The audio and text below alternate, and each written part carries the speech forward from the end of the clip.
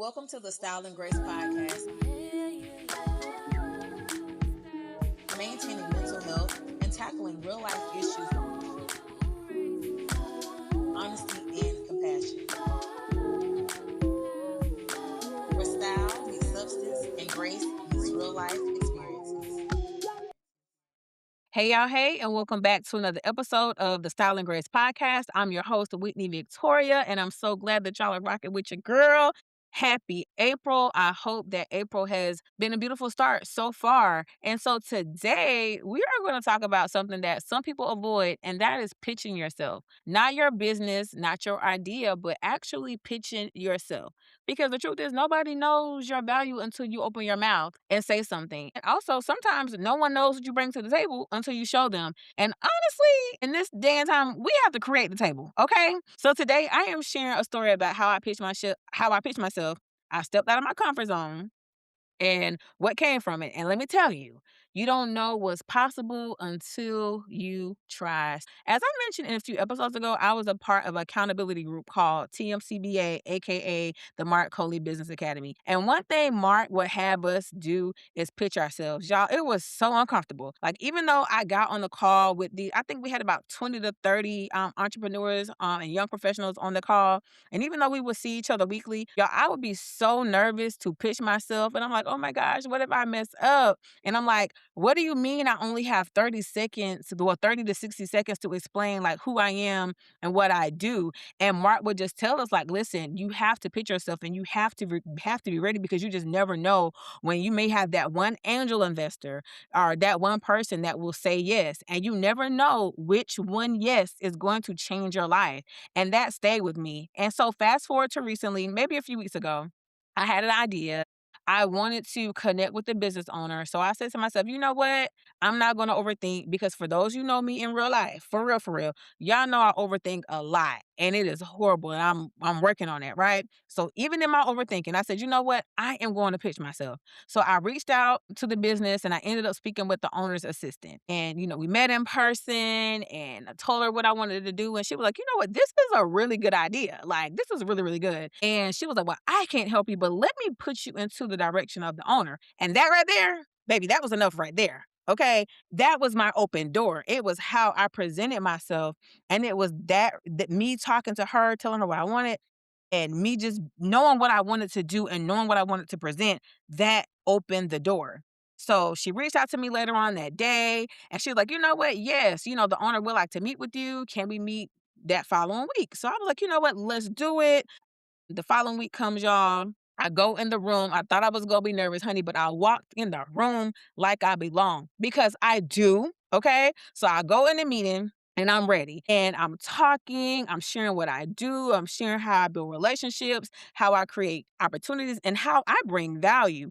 And then the owner is really like into what I'm saying. He's asking me questions and he was like, you really do this? How do you do that? How does this work? He started asking me about numbers and asking me about demographics and things of that nature. And y'all, he was asking, and you know what? I had the answers. I had the receipts, okay? And I was confident in my answers and confident in my receipts. And in that moment while he was talking to me, I was like, you know what? I'm really not just talking. I am really pitching myself.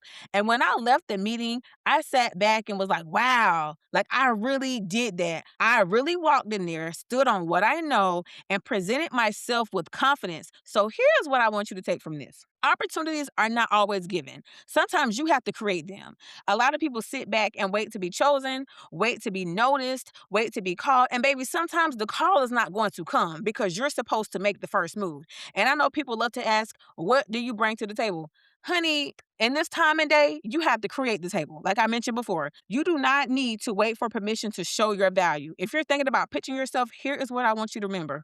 First, know what you bring. You don't have to be perfect. However, you need to be clear on your value. And don't be like me. Like I always tell you, I don't want y'all to be like me. I want y'all to be better than me, because overthinking has caused a delay in many of the things that I wanted to do. But that stops here. Okay, well, I'm going to try my best to stop it. Okay. But first, again, be clear on what you bring and be clear on your value. Second, keep it simple. You don't need a long speech. Okay. 30 to 60 seconds is enough to spark interest. first, okay? Third, be bold. Confidence doesn't mean you're not nervous. It means you're going to move anyway. And last, don't be afraid of no. Okay, because I was prepared. I was prepared if he was going to tell me no or yes. Either way, I got in the room. Either way, the door was open for me. All right. And every no is a redirection, and every no builds your confidence for the yes that are coming. Okay. Now, here's the beautiful part. After the meeting, we came to an agreement on some things. And I walked away proud of myself, not because of the outcome, but because I showed up and I spoke up and I took the risk. Because too many times I spent my 20s not doing the things that I should have done. Now I'm in my 30s thinking about the things I did in my 20s, like, man, I wish I shoulda, coulda, woulda, right? And that moment, I felt so proud of myself because I took the risk. I was prepared for either outcome. I was prepared for a yes, no, and or maybe. Okay. Now I don't know where this partnership is going to go long term, but I do know this. I would have never known if I did not try. So here's what I want you to do for this week. Find one opportunity to pitch yourself, one conversation, one email, one message, one moment where you stop shrinking and start showing up. Tell the people who you are. Tell the people what you do. Tell them what you bring because you truly never know which yes is waiting for you. And I want y'all to remember that. Take the risk, step out, and bet on yourself. Okay. And pitch yourself. And I want to hear about it. I want to hear your updates. DM me, send me an email. Of course, the email will be in the show notes. And y'all, listen, the Grace Gathering is coming up. Originally, I had it set for July the 11th, but there were some issues with the venue, so we have pushed the date back to August 22nd. So if you couldn't come July the 11th, August 22nd is it. And I am so excited for what's to come. I'm excited for our guests. I'm excited for our speakers.